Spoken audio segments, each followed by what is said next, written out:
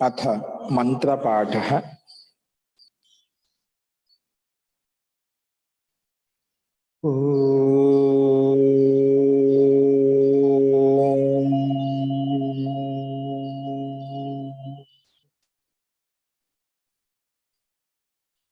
सहनावतु सहनौ भुनक्तु सह वीर्यं करवावहै तेजस्विनावधीतमस्तु मा विद्विषावहै। ओम शांति शांति शांति।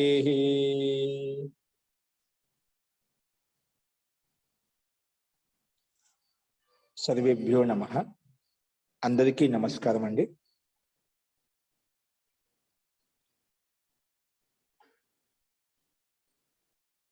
सांख्य दर्शन की 23వ कक्ष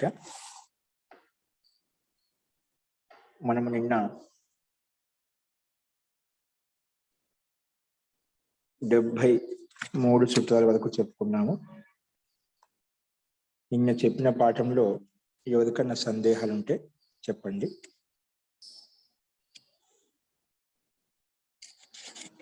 ఎవరికన్నా సందేహాలు ఉన్నాయా?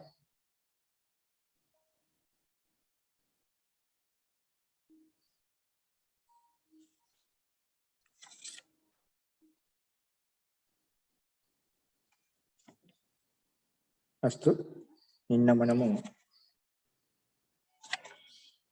మూలస్యాపి అన్య మూలం కల్పనాయ, మూలానికి కూడా ఇంకా ఏదైనా మూలం ఉంటుంది అలా కల్పన చేస్తే గిన పారంపర్య ఏకత్ర పరినిష్ట ఇది సంజ్ఞా మాత్రం. మూలానికి మూలం అని చెప్పి ఊహించామనుకోండి, అది అవ్యవస్థా దోష్ అనవస్థా దోష్ కారణం చేత మనకు దోషయుక్తం అవుతుంది, అనవస్థ దోషం వస్తుంది. పరంపర దీనికి మూలం ఇది, దీనికి మూలం ఇది, దీనికి మూలం ఇది అని చెప్పి పారంపర్య పరం, దీని తర్వాత ఇది పరం అని చెప్పి అనవస్థ దోషం వస్తుంది. కాబట్టి ఎక్కడో ఒక చోట ఆగాలి. పరినిష్ట ఇది సంజ్ఞా మాత్రం, ఎక్కడో చోట ఆగాల్సి వస్తుంది. కాబట్టి మూలానికి మూలం ఉంటూ ఉండదని చెప్పి సిద్ధాంతి చెప్పారు ఇక్కడ. తర్వాత 69 సూత్రంలో మనం చెప్పుకున్న ప్రకారం నిన్న ప్రకృతి సంహత పదార్థత్వం, ఒకటి ప్రకృతి అనేది సంహత పదార్థత్వం అంటే సంఘాత రూపం ద్వారా ఉత్పన్నమైంది అని చెప్పి పూర్వపక్షి మళ్ళీ ప్రస్తావించాడు. సమాన ప్రకృతి ద్వయో, ఇది ప్రకృతి సంహత సంఘాత రూపం అంటే సత్వగుణము రజోగుణము తమో గుణం యొక్క సంఘాత రూపం ద్వారా ఈ ప్రకృతి ఏర్పడింది కదా. ఆ ప్రకృతిలోని భిన్న భిన్న వికారాలు ఉత్పన్నమయ్యాయి. కాబట్టి ద్వయో అంటే ఈ రెండిటికి సమానంగా వర్తిస్తుంది. రెండిటికి సమానంగా వర్తిస్తుందంటే ఇక్కడ ముక్త పురుషులకి సంసారబద్ధ పురుషులకి రెండిటికి ఈ ప్రకృతి సమానంగా ఉంటుంది. కాబట్టి ఈ దోషం రెండిటికి వర్తిస్తుంది. ఈ ప్రకృతి యొక్క సంఘాతం అనేది ముక్త పురుషులకు వర్తిస్తుంది, బద్ధ పురుషులకు కూడా వర్తిస్తుంది. కాబట్టి ఇది దోష ప్రసక్తం అవుతుంది. ఎందుకంటే ముక్తాత్మలు ప్రకృతి సంబద్ధం లేకుండా ముక్తి యొక్క ఆనందాన్ని పొందుతూ ఉన్నాయి. ఈశ్వరీయ ఆధీనంలో ఉంటూ ఆనందాన్ని, పరమానందాన్ని, ముక్తి యొక్క సుఖాన్ని పొందుతూ ఉన్నాయి. ఇప్పుడు మనం ఈ సంఘాత రూపం పదార్థత్వాన్ని చెప్తున్నావు కదా. ఈ ప్రకృతి ఏదైతే ఉందో సంఘాత రూపంతో దాని ప్రకృతి బ్రహ్మాండం ఏదైతే కనిపిస్తుందో, దేహం అయితే కనిపిస్తుందో, ఇదంతా కూడా పదార్థత్వాత్. ఇది ఈ సృష్టి కనిపించేదంతా కూడా పురుషుడికి అని చెప్తున్నాం. పురుషుడికి అయినప్పుడు ఆ పురుషుడిలో ముక్తాత్మ కూడా ముక్త పురుషుడు వస్తున్నాడు. కాబట్టి ఈ దోషం అక్కడ ప్రస్తావిస్తుంది అని పూర్వపక్షి ప్రస్తావించినప్పుడు దానికి సమాధానంగా సిద్ధాంతి ఏం చెప్పారంటే అధికార త్రైవిధ్యాత్ నా నియమ. ఈ అధికారం అనేది భిన్న భిన్నంగా ఉండటం వల్ల మధ్యము, ఉత్తమము, మధ్యము, అదేవిధంగా మందగతి అంటే అధమం అంటే మందగతి. సో 3 రకాలుగా భిన్న భిన్న యోగ్యత ఉండటం వలన ఇటువంటి ఈ నియమం వర్తించదు. ముక్తాత్మలు కూడా ఈ ప్రకృతి యొక్క బంధనం ఉంటుందనేది ఇది వర్తించదు. నియమం నా నియమ. ఎందుకంటే అధికారం త్రైవిధ్యం, అది ముక్తాత్మలకు సామాన్యాత్మలకు యోగ్యత అనేది భిన్న భిన్నంగా ఉంటుందంట. దాంట్లో ఉత్తమ కర్మలు చేసే వాళ్ళు ఉంటారు, సామాన్య కర్మలు చేసే వాళ్ళు ఉంటే, ఇంకా నికృష్టమైన కర్మలు చేసే వాళ్ళు ఉంటారు అన్నమాట. ఉత్తమ కర్మలు చేసే వాళ్ళు త్వరగా ముక్తిని పొందగలుగుతారు. మధ్యమ కర్మలు చేసే వాళ్ళు చిరకాలం వరకు జన్మాంతరాలు తీసుకొని వాళ్ళు ముక్తికి వెళ్ళిపోతారు. అలాగే మందగతితో వెళ్ళే వాళ్ళు అంటే మందంగా అంటే నిదానంగా వెళ్ళే వాళ్ళు కర్మలు సామాన్యంగా ఉండే వాళ్ళు సామాన్య కర్మలు చేసుకుంటూ ఇక్కడే సాంసారిక భోగాల్లో విషయంలోనే లీనమైపోతుంది. ఇదే విషయంలో ఇక్కడిక్కడ తిరుగుతూ ఉంటారు. సామాన్య అధమ కర్మలు చేసేవాళ్ళు అంటే సామాన్య కర్మలు చేసేవాళ్ళు ఇక్కడే సంసార బంధంలో తిరుగుతూ ఉంటారు. చక్రం లాగా ఇక్కడ తిరుగుతూ ఉంటారు. బట్ ఇక్కడ భిన్న భిన్నంగా యోగ్యత ఉంది కాబట్టి ఈ దోషం వర్తించదు. ద్వయోహు సమాన ప్రకృతి అని చెప్పి ఏదో పూర్వపక్షి చెప్పాడు.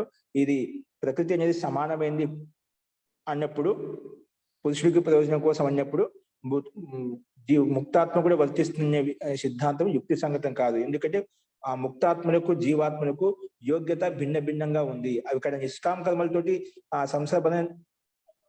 సంసార బంధనాన్ని త్యాగం చేసి అంటే పూర్తిగా ప్రకృతి యొక్క సంస్కారం ఏదైతే ఉందో అంటే పూర్తిగా దగ్ధబీజ భావం చేసి ముక్తిని పొందగలిగామట. అంటే లేశ మాత్రం కర్మలు అంటే ప్రకృతి బంధనం ఉంటుంది. కర్మలు లేశ మాత్రం కూడా లేకపోతే ఉత్తమ కర్మలు కేవలం నిష్కామ కర్మలు ఉన్నాయి కాబట్టి జీవాత్మ అక్కడ పురుషుడు జీవాత్మ ముక్తికి వెళ్ళిపోయింది శరీరరహితంతో. అలాగే బద్ధ జీవాత్మ ఇంకా కర్మలు శేషంగా ఉన్నాయి కాబట్టి ప్రకృతి బంధనం సహాయంతో ముక్తిని పొందడం కోసం ప్రయత్నం చేస్తుంది. కాబట్టి ముక్తాత్మకు సామాన్య జీవాత్మకు బద్ధ జీవాత్మకు యోగ్యత భిన్న భిన్నంగా ఉంది కాబట్టి దోషం రాదని చెప్పి అధికార త్రైవిధ్యాత అని చెప్పి హేతు ప్రదర్శించాడు. అలా చెప్పిన తర్వాత కూడా ఈ కార్యకారణ భావ అనేది అనుమాన ప్రకారంగా మనం ప్రత్యక్షంగా వాటి యొక్క వికారం ఏంటి సంఘాత రూపం ఏంటి అది చూశాము. అలా చెప్పిన తర్వాత పురుషస్య వివేక ప్రకారం ప్రదర్శ్య ఇదానిం ప్రకృతి పూర్వపర్య కార్యక్రమం ఆహా అంటే ఇదంతా చెప్పిన తర్వాత కూడా మళ్ళీ ఈ పురుషునికి ప్రకృతి యొక్క పూర్వపర క్రమం గురించి ఇంకా భిన్న రకంగా ఇక్కడ వ్యాఖ్యానిస్తున్నాడు. మహద్ ఆద్యం కార్యం తన్మనః.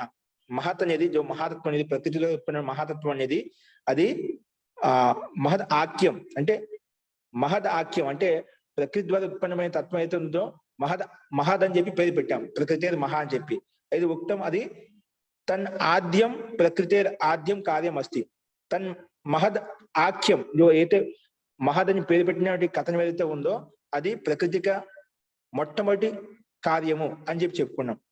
దాన్నే తన్ మనః, దాన్ని తచ్చ సామష్టికం మనోహ అంటే మన సాధకం అంటే అధ్యవసాయాత్మకం అంతఃకరణం అని చెప్పి దీన్ని ఆ మహద్ అనే పేరు గలటువంటి దానికే తత్ మనః అని చెప్పి కూడా ఆ మహద్ అనే తత్వాన్ని ప్రకృతి ద్వారా ఉత్పన్నమైనటువంటి మొట్టమొదటి వికారం మహద్ ఏదైతే అంటున్నామో మహా అనే తత్వం ఏదైతే అంటున్నామో దాన్నే తన్ మనః, దాన్నే అంతఃకరణ అని చెప్పి కూడా ఈ రకంగా చెప్పారు ఇక్కడ. తర్వాత మహతో అహంకారం, ఈ మహత్వం ద్వారా అహంకారం అనే రెండో వికారం ఉత్పన్నమైంది కదా. ఆ రకంగా ఏదైతే చెప్పావో ఆ మహతత్వాన్ని కూడా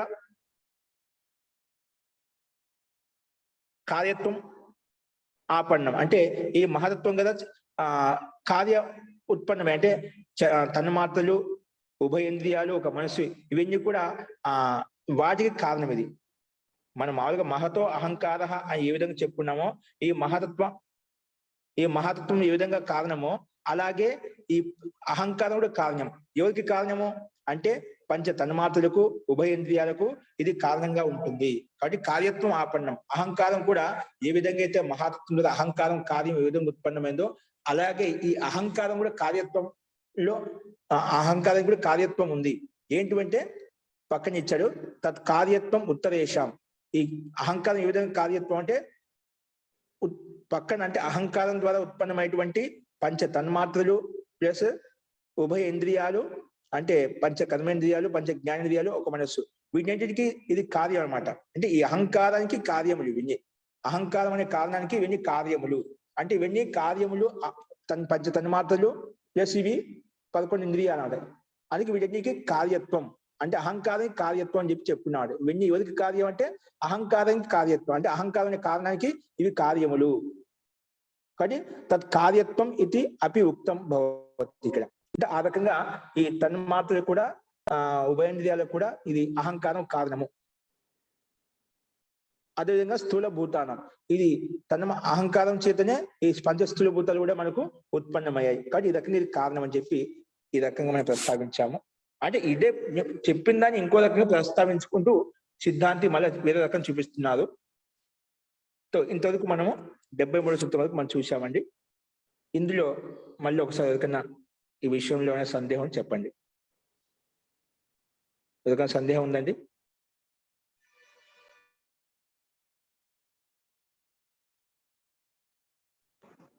ఓకే, చూడండి. ప్రకృత మనసురామ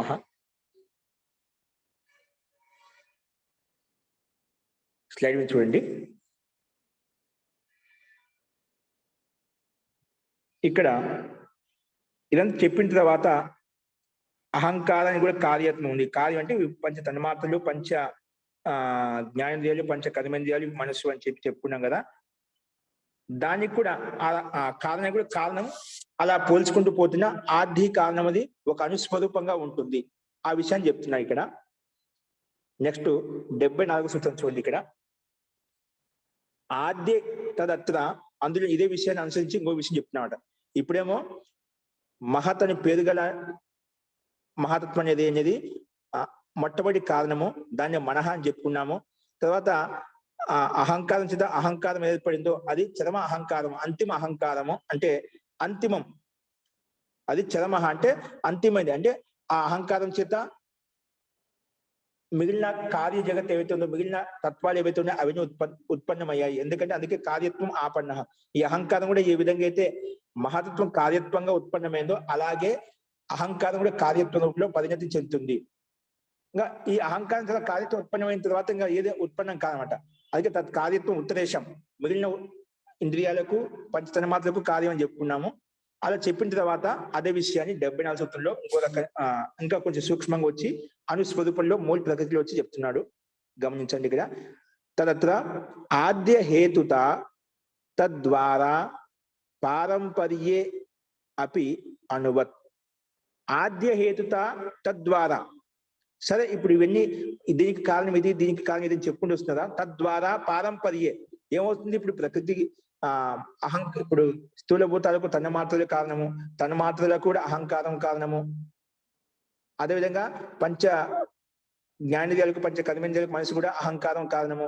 ఈ అహంకారం కారణం మహాతత్వము, ఈ మహాతత్వానికి కారణము ప్రకృతి. ఆ విధంగా చెప్పుకుంటూ వచ్చావు కదా ఆ విషయం. తద్వారా పారంపర్యే, తదిన ప్రకృతి పారంపర్యే అపి అనువత్. ఏంటి అది భాషను చూడండి. ఇక్కడ ఆద్య పారంపర్యే అపి, సూత్రంలో పారంపర్య శబ్దం ఉంది కదా, దాన్ని ఇక్కడ వ్యాఖ్యానం చెప్తున్నాడు. పారంపర్యే అపి అనువత్.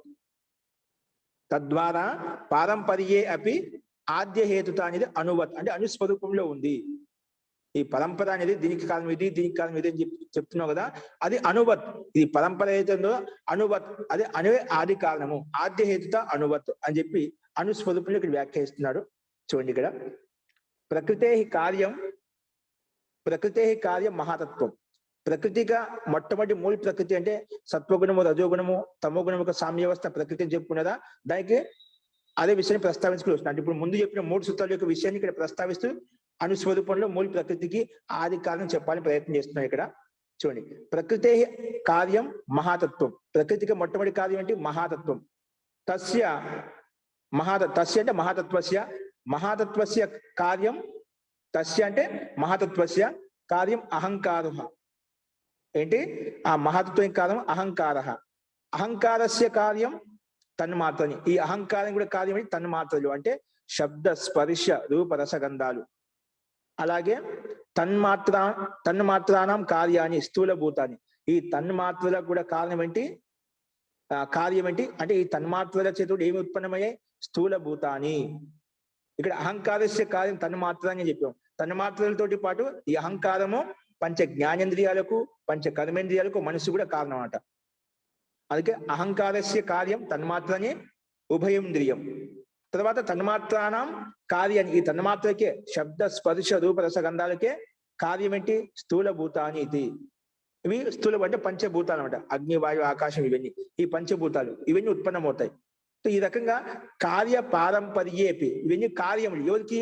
మూల ప్రకృతికి కార్యములు. అంటే ఈ ప్రకృతి, మూల ప్రకృతి ద్వారా ఇవన్నీ ఉత్పన్నమయ్యాయి. అంటే ఉత్పన్నమయ్యాడు. అందుకే కార్య పారంపర్యే అపి, ఇవన్నీ పరంపరగా ఒకదానికి ఇది కారణం, ఇది దీని ద్వారా ఇది ఉత్పన్నమైంది, దీని ద్వారా ఇది ఉత్పన్నమైంది, ఇది దీనికి కారణము, ఇది దీనికి కార్యము, విధంగా పారంపర్య చెప్పినప్పటికి కూడా కార్య పారంపర్యే అపి తద్వారా ఆద్యహేతుత, తద్వారా ఆది, దాన్ని ఓపెన్ చేసి చెప్తున్నా ఇక్కడ, ఉక్త కార్యకారణ ప్రవాహ ద్వారా ఆద్యహేతుత. ఇప్పుడు ఏ విధంగా కార్యకారణ పరంపర అయితే నువ్వు చెప్పావో ఇక్కడ, దీనికి కారణం, ఈ కారణం చేత ఈ కార్యము, ఈ కారణం చేత ఈ కార్యం, ఈ విధంగా పరంపర చెప్పావో అది చెప్తున్నాడు. ఉక్త కార్యకారణ ప్రవాహ ద్వారా, ఇది కార్యకారణ ప్రవాహం చెప్పుకుంటూ వచ్చామట, దీని ద్వారా ఇది, దీని ద్వారా ఇది అని చెప్పి, ఉక్త చెప్పినటువంటి కార్యకారణ ప్రవాహ ద్వారా ఆద్యహేతుత, ఆద్య అంటే మొట్టమొదటి కారణం, మొట్టమొదటి కారణం చెప్పిన ఇక్కడ మూల ప్రకృతి చెప్పినాం, మూల ప్రకృతి నుంచి ఇవన్నీ కార్య జగత్తు ఉత్పన్నమయ్యాయి స్థూల భూతాల వరకు. ఆద్యహేతుత అంటే మొట్టమొదటి కారణం, దాన్నే ఆద్యహేతుత అంటే దాన్ని ఇంకో రకం విడదీసి చెప్తున్నా. ఆద్యహేతుత అంటే ఏమిటి? ఆదౌ భవ ఆద్య, వ్యాకరణ ప్రకారంగా విగ్రహవాక్యం ద్వారా ఇక్కడ విడదీసి చెప్తున్నారు. ఇక్కడ ఆదౌ భవ ఆద్య, ఆదిలో ఉండేదాన్ని ఆద్య అంటాం. ఏదండి ఇప్పుడు ఆదిలో ఉంది? స్థూల భూతాలకు ఆదిలో ఉంది తన్మాత్రలకు ఆదిలో అహంకారం, దాని అహంకారానికి ఆదిలో మహాతత్వం ఉంది, ఆ మహాత్వానికి ఆదిలో ప్రకృతి, మూల ప్రకృతి అంట, అది ఆది అనమాట. దీనికి ఆది అంటే ఏం లేదు, ఆ రకం చూపించుకుని వస్తున్నాయి ఇక్కడ. ఆదో భవ ఆద్య, ఆద్యశ్చ హేతు ఆద్య హేతు, దీన్ని ఆది హేతునే ఆద్య హేతు అంటాం. అంటే మొట్టమొదటి కారణం, అదే కారణం అంటాం. ఏది దానికంటే ముందు ఏది కారణం ఉండదు. ఆద్య హేతుశ్చ, ఆదో భవ ఆద్య ఆద్య హేతు, దాన్ని ఆద్య హేతు తస్య భావ ఆద్య హేత. ఆద్యశ్చ హేతు అంటే ఆది హేతు అయితే ఉందో దాన్ని ఆద్య హేతు అని చెప్పాం. తస్య భావ ఆద్య హేతు, దాని యొక్క భావమే ఆద్య హేతు అని చెప్పి, అంటే ఆది హేతు అంటే ఆది కారణం, మొట్టమొదటి కారణము. దాన్ని ఇంకో అక్కడ వ్యాకరణ యుక్తి ప్రకారంగా విగ్రహవాక్య రూపంలో మనకు ఆద్య హేతుత అనే శబ్దాన్ని ఇక్కడ వ్యాఖ్యానం చెప్పామట. ఆదిలో ఉండే కారణమే ఆద్య హేతు, తస్య భావ ఆద్య హేతుత అంటే మొట్టమొదటి కారణం అని చెప్పారు. ఆద్య హేతు అనే పదాన్ని ఇంకొక మన ప్రాథమిక లౌకిక భాషలో ప్రాథమిక కారణత అంటే మొట్టమొదటి కారణం. ఆద్య హేతు అంటే మొట్టమొదటి కారణం, ప్రాథమిక కారణత. ఏంటి ప్రాథమిక కారణత? అదిని అనువత్, అనుసంధి ఇచ్చాడు, అను అని పేరు పెట్టామట. మొట్టమొదటి కారణత అనుస్వరూపం చెప్పామట. అనువత్ విజ్ఞేయ అన్వేష్య, అది ఒక అనుస్వరూపంలో ఉందని తెలుసుకోవాలి, ఆ రకంగా అర్థం చేసుకోవాలి. అనువత్ విజ్ఞేయ అన్వేష్, విజ్ఞేయ దాన్ని అన్వేష్య, ఆ రకంగా అర్థం చేసుకోవాలి. ఆ విధంగా మనం తెలుసుకోవాలి. ఎలాగంటే దానికి ఒక లౌకిక ఉదాహరణ ఇచ్చేది ఇక్కడ. కస్యచిత్ మహత్ పరిమాణవత అంటే ఏదైనా ఒక పరిమాణం కలిగినటువంటి ఒక స్వరూపం, ఏదైనా ఒక వస్తువు, ఒక పదార్థం.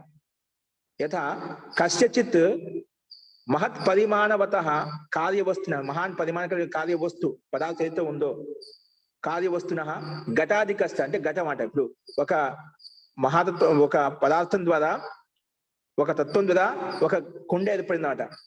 అది విషయం చెప్తున్నాడు. మహత్ పరిమాణవత కార్యవస్తున, ఏంటది కార్యవస్తు?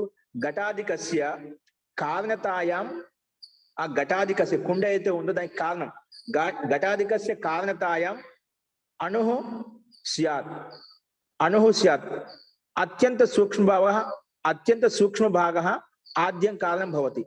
అంటే ఒక మహత్ పరిమాణం కలిగినటువంటి కార్య వస్తువు అంటే ఘటం, అంటే కుండ ఏదైతే ఉందో, ఘటాధికస్య అంటే కుండ యొక్క పదార్థం ఏదైతే ఉందో, కుండ ఇచ్చాడు ఇక్కడ ఘటాధికస్య చెప్పి, దానికి కారణతాయం, ఆ కుండకి కారణం ఏంటి? ఆ కుండకు కారణం అన్వేషించినప్పుడు ఏమవుతుంది? ఆ కుండకి కారణము ఆ మిట్టి, కుండ కారణం ఏంటి? మిట్టి అనేది అన్వయి కారణంగా ఉందన్నమాట. అంటే ఆ కుండలో మొత్తం కణకణంలో వ్యాపించి ఉందన్నమాట. అక్కడ కుండలో సమస్తంగా అవయవ రూపంలో సమాహితమై ఉందంట. ఆ మిట్టి, ఆ మన్ను అనేది సమాహితమై ఉందంట. అంటే ఈ కుండకి కారణత మనం అన్వేషించినప్పుడు ఘటాధికస్య కారణతాయం అణుః స్యాత్ అంటే అణుస్వరూపంలో మిట్టి కనిపిస్తున్నాడు. అణు స్యాత్ అత్యంత సూక్ష్మ భాగ, అత్యంత సూక్ష్మంగా ఉంది. అత్యంత సూక్ష్మ భాగ ఆద్య కారణం భవతి, అదే ఆది కారణం. ఇప్పుడు ఒక కుండ మహత్ పరిమాణకి వస్తువు ఏదైతే ఉందో దానికి మూల కారణం ఏంటి? దాంట్లో ఉండే తత్వం, ఆ మిట్టి తత్వం ఏదైతే ఉందో అది ఆది కారణం, ఆద్యం కారణం భవతి. తథైవ అత్రాపి నిర్ణేతవ్య ఆద్య కారణత. అలాగే ఇక్కడ కూడా మనము ఆది కారణం అని చెప్పి, ఏ వస్తువు అయితే ఉంది దానికి అదే కారణం, ఆది కారణము. అని చెప్పి అలా నిర్ణయించుకోవాలి, అలా అర్థం చేసుకోవాలి అని చెప్పి పూర్వపక్షిగా ప్రస్తావించే ప్రయత్నం చేస్తున్నామట.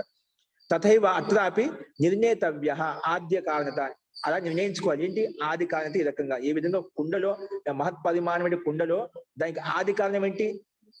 అనుస్వరూపం. అంటే అన్ని అణువులు కలిసి మిట్టి యొక్క అనుస్వరూపం సూక్ష్మ భాగాలు ఏవైతే ఉన్నాయో దాన్ని అన్ని కలిపి ఒక మహత్పరిమాణం ఏర్పడినమాట, అది దానికి ఆది కారణము. అలాగే ఇక్కడ కూడా తథైవ అత్రాపి నిర్ణేతవ్య ఆద్య కారణత, ఆది కారణం అర్థం చేసుకోవాలి. యద్ అతః పరం కిం సూక్ష్మం, దీని తర్వాత ఇంకా కారణం ఏదో ఉండమాట.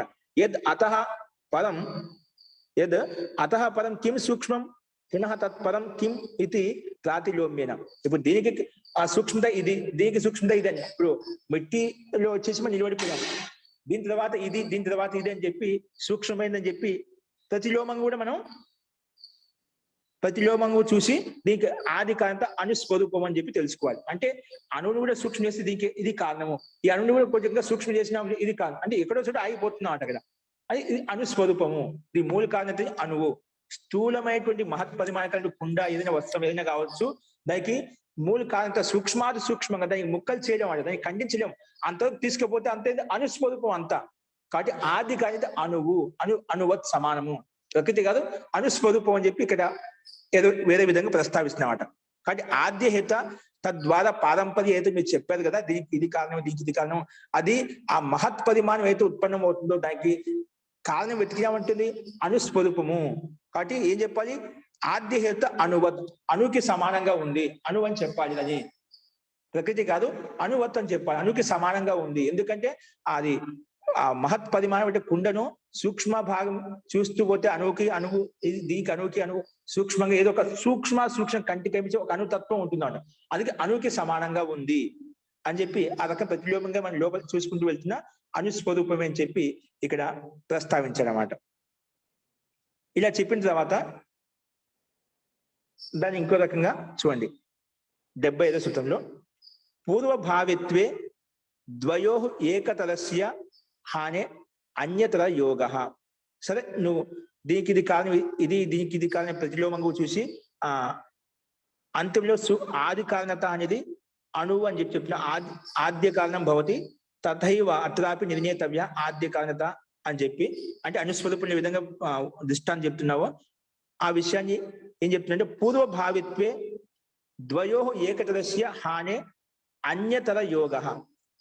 పూర్వభావిత్వే ద్వయో అంటే మూల కారణత ముందే చెప్పిన ప్రకృతిని చెప్పుకున్నాం. దీని ద్వారా ఏది ఉత్పన్నమైంది అంటే స్థూల భూతాల నుంచి మొదలుకొని లాస్ట్ సూక్ష్మ భూతాలు మూల ప్రకృతి వరకు వెళ్ళామనుకోండి, అది పూర్వభావితే, అదే ఆది కారణత అన్నమాట. అంటే సత్తాత్మకమైన పదార్థం అదే ఆది, దానికి మూలం కూడా ఉండని చెప్పి చెప్పుకున్నాడు. మూల అభావాత్ అమూలం మూలం అని చెప్పి. ఆ ప్రకృతికి మూల కారణం ఏది ఉండదు, ప్రకృతికి మూల కారణం అంటే ఏది ఉండదు అన్నమాట. అలా చెప్పుకున్న తర్వాత దానికంటే ముందు ఇంకా సత్తాత్మక పదార్థం ఉంది, జీవాత్మ ఉంది, పురుషుడు ఉన్నాడు చెప్పినదా. ఈ ప్రకృతికి భిన్నమైన తద్భిన్న పురుషుడు అని చెప్పి చెప్పినదా, అది కూడా కారణమే. ఇక రెండు సత్తాత్మకంగా పూర్వంలో ఉద్యమానంగా ఉన్నాయి. పూర్వభావిత్వే అంటే ఒక పక్షంలో మనం చెప్పుకున్నమాట, పైన చెప్పుకున్నప్పుడు ఇక్కడ సిద్ధాంతి ఎందుకంటే ఆ ప్రకృతి కూడా కారణము జీవాత్మను తీసుకోవచ్చుగా. ఏంటి ఈ ప్రకృతి అదే ఆది కారణంతో అదే ఎందుకు తీసుకున్నాం, ఈ ప్రకృతి కంటే కూడా ఒక కారణం ముందు తీసుకోవచ్చు కదా. జీవాత్మ ఉంది, జీవాత్మ తీసుకోవచ్చు, దాని బిడ్డమే జీవాత్మ చెప్పా, జీవాత్మే ఈ ప్రకృతికి మూల కారణం, దీనికి ఇది కారణం కావచ్చు కదా. ఈ విధంగా మహాత్వానికి కారణం ప్రకృతి అని చెప్పావు, ప్రకృతికి కారణం జీవాత్మ పురుషుడిని తీసుకోవచ్చు కదా. ఆ సందర్భంలో చెప్తున్నాడు. అంటే రెండింటికి సత్తా పూర్వంలో విద్యమానమైనప్పటికీ కూడా ద్వయో పూర్వంలో సత్తాత్మకంగా విద్యమానం ఉన్నప్పటికీ కూడా ఏకతరస్య హానే అన్యతర యోగ, ఒకదానికి సిద్ధింపనప్పుడు ఒకటేమో ఖండించబడుతుందట, అది కాదు అని చెప్పి జీవాత్మ కాని చెప్పి ఖండించినప్పుడు ఏం వెళ్తుంది, ఏకతరస్య హానే, ఒకటి సిద్ధించినప్పుడు అన్యతర యోగ, ఏదైతే మిగులుతుందో మూల ప్రకృతి కంటే అదే మూల ప్రకృతిగా తీసుకుంటాము, అదే ఆది కారణంగా తీసుకుంటాము అని చెప్పి ఇక్కడ ఈ సూత్రం ద్వారా వ్యాఖ్యానించబడుతుంది.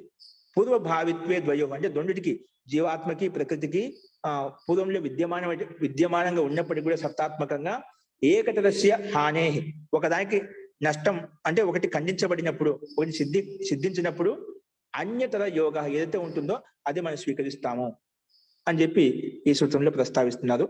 చూడండి ఈ విషయాన్ని మళ్ళీ భాష్యం చూడండి. ఇక్కడ పూర్వభావిత్వే ద్వయో సూత్రంలో ఉండేటువంటి పదాన్ని ముందుగా ద్వయోహు పూర్వభావిత్వ అనే పదాన్ని ఓపెన్ చేసి చెప్తున్నాడు. ఇక్కడ అన్వయం చేసి ద్వయోహు పూర్వభావిత్వే, ద్వయోహు అంటే ఏమిటి? సూత్రంలో ద్వయోహు శబ్దం ఉంది, దానికి అంటే ఏమిటి వ్యాఖ్యానం చెప్తుంది. ఇక్కడ ద్వయోహు అంటే ప్రకృతి పురుషయోహు. ప్రకృతి తెలిసి మనకి చెప్పుకున్న ప్రకృతి అనే మహాన్ ఈ కార్య జగత్ ఏదైతే ఉందో అది మూల ప్రకృతి. పురుష అంటే ఈ ప్రకృతి కంటే భిన్నమైనది, సత్తాత్మైనది జీవాత్మ.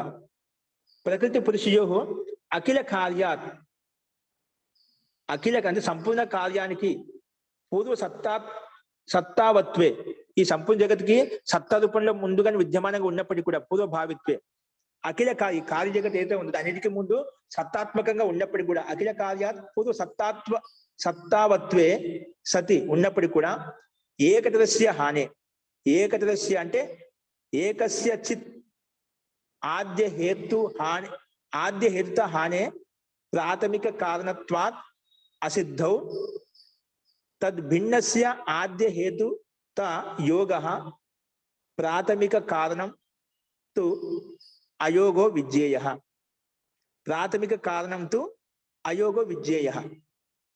ఇక చూడండి ముందు ద్వయోహు పూర్వభావిత్వం అంటే చెప్పి ప్రకృతి పురుషయోహు అఖిల కార్యాది, అఖిల సంపూర్ణ కార్యానికి పూర్వ సత్తాత్వే సతి, పూర్వ సత్తాత్మ రూపంలో విద్యమానంగా ఉన్నప్పటికీ కూడా ఏకదస్య హాని, రెండో పదం తీసుకుని ఇక్కడ వ్యాఖ్యానిస్తున్నారు.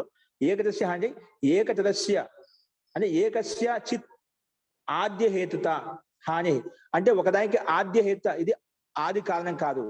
ఈ కార్య జగత్తుకి అంతా ఆది కారణం ప్రకృతిని చెప్పుకున్నాం. ఆ ప్రకృతి కారణము పురుషుడు జీవాత్మ కాదని అది ఖండించినప్పుడు ఏకతరస్య అంటే ఏకస్య చిత్ ఆద్య హేతుత హానే ప్రాథమిక కారణత్వాత్ అసిద్ధవు.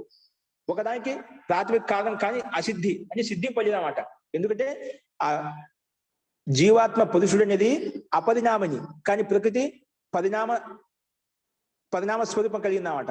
జీవాత్మ అపరిణామిని, ప్రకృతిని పరిణామ స్వరూపం కలిగిందన్నమాట. నిరంతరం పరిణతి చెందుతూ ఉంటుంది. సత్వగుణం రజోగుణం తమోగుణం యొక్క కలికన నిరంతరంగా గతిమానంగా ఉంటుంది, చలయమానంగా ఉంటుంది అన్నమాట. కాబట్టి ఆ రకంగా ఆ ప్రస్థాన ప్రకారంగా ప్రాథమిక కారణత్వ అసిద్ధి, ప్రాథమిక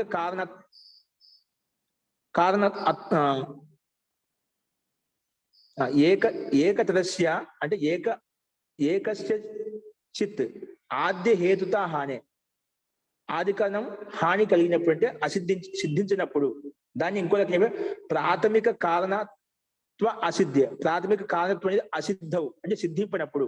అప్పుడు ఏమవుతుంది అంటే ఒకటి సిద్ధించినప్పుడు, ఎందుకు జీవాత్మ సిద్ధించదు, ఎందుకంటే ఆ పరిణామ స్వరూపం కలిగింది, ఇదేమో పరిణామ స్వరూపం కలిగింది. కాబట్టి దీనికి కారణం అంటూ ఉండదు.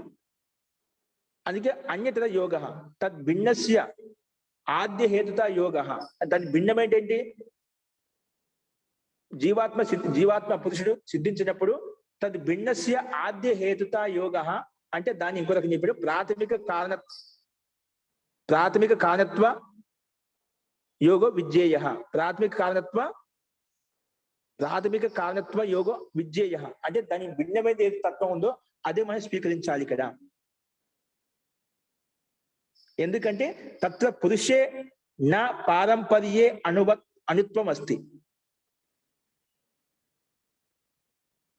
ఇక్కడ నేను ప్రాథమిక కారణంతో అయోగో విద్య కదా, ప్రాథమిక కారణత్వ యోగో విజ్ఞేయ అంటే తద్భిన్నస్య ఆద్య హేతుత యోగ, తద్భిన్నమైందంటే పురుషు జీవాత్మ కానప్పుడు అది ఎందుకంటే సత్తాత్మక ఉన్నప్పటికీ కూడా ఒకటి అది అపరిణామ స్వరూపం కాబట్టి అది సిద్ధించదు అనమాట.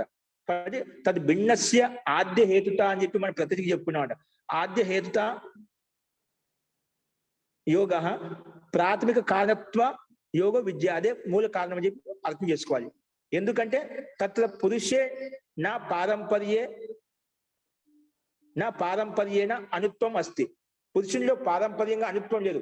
అంటే దీనికి కారణం ఇది, దీనికి కారణం ఇది అని చెప్పి మూల ప్రకృతిలో ఏ విధంగా అవుతామో ఈ మూల ప్రకృతి కూడా కారణము ఆత్మ అని చెప్పి దానికి ఆత్మకి అంటే పురుషుడికి ఇక్కడ పారంపర్యం లేదన్నమాట.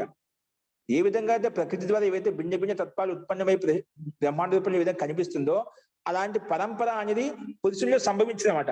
అందుకే తత పురుష నా పారంపర్య అనుత్వం వస్తుంది, పరంపరా పూర్వకంగా అనుత్వం లేదు అక్కడ. యథా దాని ఎగ్జాంపుల్ చెప్తున్నాడు. యోగ దర్శనస్య వ్యాస భాష్యే సూచితం, యోగ దర్శనం యొక్క వ్యాస భాషలో సూచించబడి చెప్పుకొని వచ్చామట. ఏం చెప్పాము అక్కడ? పార్థివస్య అనోహు గంధ తన్మాత్రం సూక్ష్మ విషయ. పార్థివస్య అంటే భూమికి, అంటే పృథ్వీతత్వానికి అణువేంటి? పార్థివస్య అనోహు గంధ తన్మాత్రం సూక్ష్మ విషయ. పార్థివ అంటే స్థూలభూత పృథివీ అయితే ఉందో దానికి అణువేంటి? పృథివీ ఎలా తయారైంది? పృథివీ యొక్క మూల కారణం అణువేంటి అంటే గంధ తన్మాత్రం. అంటే గంధ తన్మాత్ర వలన, గంధ కారణం చేతనే పృథ్వీతత్వం ఏర్పడింది. పృథ్వీతత్వ నామక స్థూలభూతం ఏర్పడింది. కాబట్టి అది అణుస్వరూపం. పృథ్వీతత్వం ఏర్పడటానికి, పృథ్వీ స్థూలభూతం ఏర్పడటానికి దానికి కారణం ఏంటి? దానికి అణుస్వరూపం ఏంటి? ఇక్కడ కారణం అంటే అణు అని తీసుకుంటున్నాం. ఇక్కడ అణు ఏంటి? గంధ తన్మాత్రం సూక్ష్మ విషయ. అంటే గంధ తన్మాత్రం సూక్ష్మ విషయం చేత పార్థివస్య స్థూలభూతం ఉత్పన్నమైందన్నమాట. అందుకే పార్థివస్య అనోహో, పార్థివానికి పృథివీకి అణుస్వరూపం ఏంటి? గంధ తన్మాత్రం సూక్ష్మ విషయ. అలాగే ఆప్యస్య, ఆప్యస్య అంటే జలానికి రస తన్మాత్రం, జలానికి మూల కారణం ఏంటి? మూల అణుస్వరూపం ఏంటి? జలం. ఎలా అంటే జలతత్వం, మనకు కనిపించే స్థూల జలతత్వం ఏదైతే ఉందో, నీరు ఏదైతే ఉందో దానికి మూల కారణం అంటే మూల అణుస్వరూపం ఏంటి? రస తన్మాత్రం. ఏంటండి? రస తన్మాత్రం. దాంట్లో రస తన్మాత్ర చేతనే ఈ జలం ఉత్పన్నమైంది, జలతత్వం అనేది ఉత్పన్నమైంది. మనకి కనిపించే నీరు ఏదైతే ఉందో, స్థూలభూత నీరు ఏదైతే ఉందో అది జలతత్వం కారణం చేత, అది జలతత్వం ముఖ్య విషయము, సూక్ష్మ విషయం. ఆ జలతత్వం రస తన్మాత్రం చేతనే ఉత్పన్నమైనమాట. ఏ విధంగా గంధ తన్మాత్రం చేత పృథివీ ఉత్పన్నమైందో, పార్థివతత్వం ఉత్పన్నమైందో, అలాగే నీరు అనేది రస తన్మాత్రం చేత ఉత్పన్నమైంది. అంటే నీరు ఉత్పన్నం కావడానికి రస తన్మాత్రం కారణము, మూల కారణం, మూల అణుస్వరూపము. అది సూక్ష్మ విషయం అన్నమాట. అలాగే తైజసస్య, అగ్నికి, మనకు కనిపించే స్థూలభూత అగ్నికి తైజసస్య రూప తన్మాత్రం, రూపగుణం ఏదైతే ఉందో, రూప తన్మాత్ర, రూప తన్మాత్ర అనే అణువు చేత తైజసం అంటే అగ్ని స్థూలభూతం ఉత్పన్నమైనమాట. రూప తన్మాత్రం చేత తైజసం అంటే అగ్నిస్వరూపం ఉత్పన్నమైంది. అలాగే వాయవీయస్య స్పర్శ తన్మాత్రం, వాయువి అంటే వాయు, గాలి ఏదైతే ఉందో ఆ గాలి యొక్క తత్వం పంచ మహాభూతం ఎలా ఏర్పడింది? దానికి మూల కారణం, మూల అణుస్వరూపం ఏంటి అంటే స్పర్శ తన్మాత్రం. స్పర్శ తన్మాత్ర అణువు చేత వాయువీయ తత్వం ఉత్పన్నమైంది, అంటే గాలి ఉత్పన్నమైంది. గాలి నామక స్థూలభూతం ఉత్పన్నమైంది. అలాగే ఆకాశస్య శబ్ద తన్మాత్రం, ఈ శబ్ద తన్మాత్ర చేత, శబ్దానికి మూల కారణం ఏంటి? ఆకాశానికి మూల కారణం ఏంటి? ఇక్కడ శబ్ద తన్మాత్రము. ఈ ఆకాశం అనేది ఎలా తయారంటే శబ్ద తన్మాత్రం చేత ఉత్పన్నమైంది. అంటే ఇది కారణం అన్నమాట. ఆకాశానికి అణుస్వరూపం ఏంటి? శబ్ద తన్మాత్రం చేత ఆకాశం ఉత్పన్నమైంది. ఎందుకంటే శబ్దం ఆకాశంలో ఉంటుంది. శబ్దం అనేది ఆకాశం యొక్క గుణం కాబట్టి ఈ శబ్ద తన్మాత్రం చేతనే ఆకాశం ఏర్పడింది అన్నమాట. ఆకాశం అనే స్థూలభూతం ఉత్పన్నమైంది. ఈ రకంగా చెప్పుకుంటూ వచ్చిన తర్వాత ఆకాశస్య శబ్ద తన్మాత్రం ఇది తేషాం అహంకార. వీటన్నిటికి కూడా కారణం అంటే ఇప్పుడు మనకు పంచభూతాలు చెప్పుకున్నాం. పంచభూతాలకు కారణం అంటే గంధ తన్మాత్రము, రూప తన్మాత్రము, రస తన్మాత్రము, అలాగే స్పర్శ తన్మాత్రము, శబ్ద తన్మాత్రము. ఈ కారణాల చేత ఈ పంచభూతాలు ఏర్పడ్డాయి. ఓకేనా? మళ్ళీ ఈ కారణాలు ఏవైతే, ఈ కారణాలు కూడా ఏంటివి? శబ్ద స్పర్శ రూప రస గంధాలు కూడా కారణం ఏంటి? తేషాం అహంకార. ఈ తన్మాత్ర కూడా మళ్ళా అహంకారము కారణము. అస్యాపి, ఈ అహంకారం కారణం ఏంటి? అస్యాపి లింగం మాత్రం సూక్ష్మ విషయ. అంటే ఏదానికంటే సూక్ష్మో చెప్పులు వచ్చినామట. స్థూలభూతాల కంటే సూక్ష్మమైంది తన్మాత్రలు. ఆ సూక్ష్మమైనటువంటి అణుస్వరూపం చేత ఇవన్నీ తన్మాత్రలు ఏర్పడ్డాయి. వాటికి కూడా సూక్ష్మమైన విషయం ఏంటంటే అహంకారము. అహంకారం చేత ఈ తన్మాత్రలు ఏర్పడ్డాయి. తేషం అహంకార సస్యాపి లింగ మాత్రం సూక్ష్మ విషయ. ఈ అహంకారం కూడా సూక్ష్మైంది. అహంకారం అని తత్వం కంటే అత్యంత సూక్ష్మమైనది ఏంటి? లింగ తన్మాత్రం. దానికే చెప్పాము మనము మహాతత్వం ఏదైతే అంటున్నామో, మహాతత్వానికి లింగం అని కూడా పేరు అండి. మహాతత్వ లింగం చిహ్నం. లింగం అంటే అహంకారానికి కూడా మూలతత్వం ఏంటి? అహంకారం కూడా మూలతత్వం, సూక్ష్మ విషయము లింగము అంటే మహాతత్వము. మహాతత్వం లింగం కింద చెప్పాయి ఇక్కడ. అంటే అహంకారం సూక్ష్మ విషయం ఏంటి, సూక్ష్మ అనుస్వరూపం ఏంటంటే లింగ మాత్రము. దాని లింగం అంట. అస్యాపి అంటే అహంకారస్యాపి లింగ మాత్రం సూక్ష్మ విషయము. లింగస్యాపి అలింగం సూక్ష్మ విషయ. ఆ లింగానికి అత్యంత సూక్ష్మమైనటి అలింగం. అలింగం అంటే ప్రకృతి. ఇక్కడ ఏం చెప్పారు, లింగం అంటే మహాతత్వము, ఆ మహాతత్వం కూడా కారణం అని చెప్పాము. దానికంటే సూక్ష్మైనది ఏంటి అలింగం అంటే చిహ్నం. అంటే ఇక్కడ దానికి కనిపించండి అత్యంత సూక్ష్మంగా ఉంటుంది. అందుకే లింగస్య అలింగం సూక్ష్మ తన్మాత్రం. సూక్ష్మం విషయ.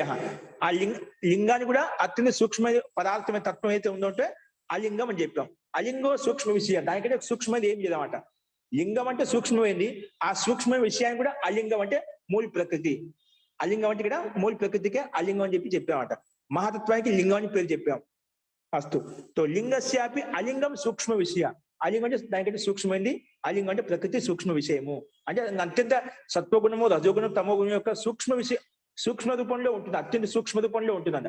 ఎందుకంటే ఇంకా మూల రూపంలోనే ఉంది, అది ప్రకట అవస్థ లేదు, అనభివ్యక్త అవస్థలో ఉంది, అప్రకట అవస్థలో ఉందన్నమాట. అందుకే సూక్ష్మ విషయ. నాచ అలింగాత్ పరం సూక్ష్మం అస్తి. నాచ అలింగాత్ పరం సూక్ష్మం అస్తి. కానీ ఆ అలింగానికి పరం, దానికంటే పరమైంది సూక్ష్మంగా ఏది లేదు. అలింగం అంటే ప్రకృతి కంటే సూక్ష్మైంది ఇంకేం లేదు. స్థూలభూతాలకు కంటే సూక్ష్మైంది తన్మాత్రలు చెప్పాము, తన్మాత్రల కంటే సూక్ష్మైంది అహంకారం చెప్పాము, అహంకారం కంటే సూక్ష్మైంది మహాతత్వం అంటే లింగం సూక్ష్మం అని చెప్పాము, లింగానికంటే సూక్ష్మైంది అలింగం చెప్పుకున్నాం, అంటే ప్రకృతి అని చెప్పుకున్నాం. ఆ ప్రకృతి కంటే సూక్ష్మైంది ఇంకేది లేదన్నమాట.